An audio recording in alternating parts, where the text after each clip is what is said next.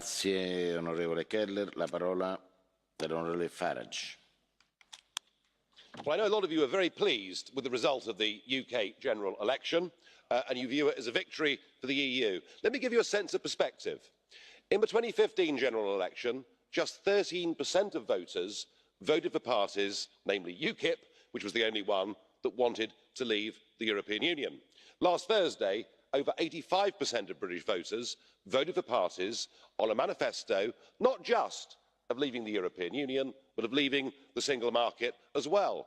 In fact, on the morning of the general election, 70% of the British public, whichever way they'd voted in the referendum, simply wanted the government to get on and to complete and to conclude Brexit.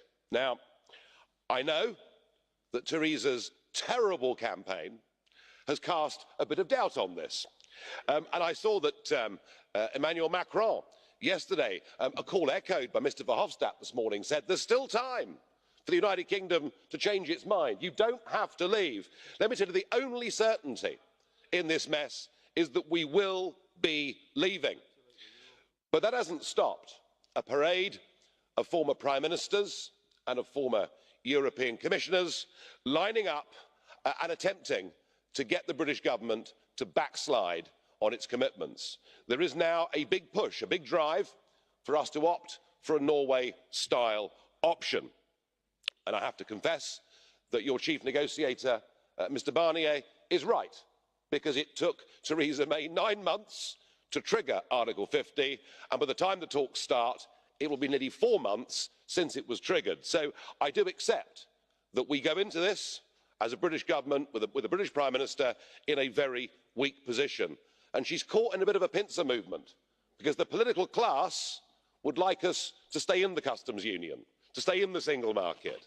But the people have made it perfectly clear they want us to leave both of those things. And I would say this, that unless Theresa May, and it's difficult for her because she never really believed in Brexit, but unless Theresa May stands up at the summit next week and in those negotiations and makes it absolutely clear that she's not giving an inch, that we are leaving the single market, unless she does those things, her own party will get rid of her, and then yet more time will be lost in the Article 50 process.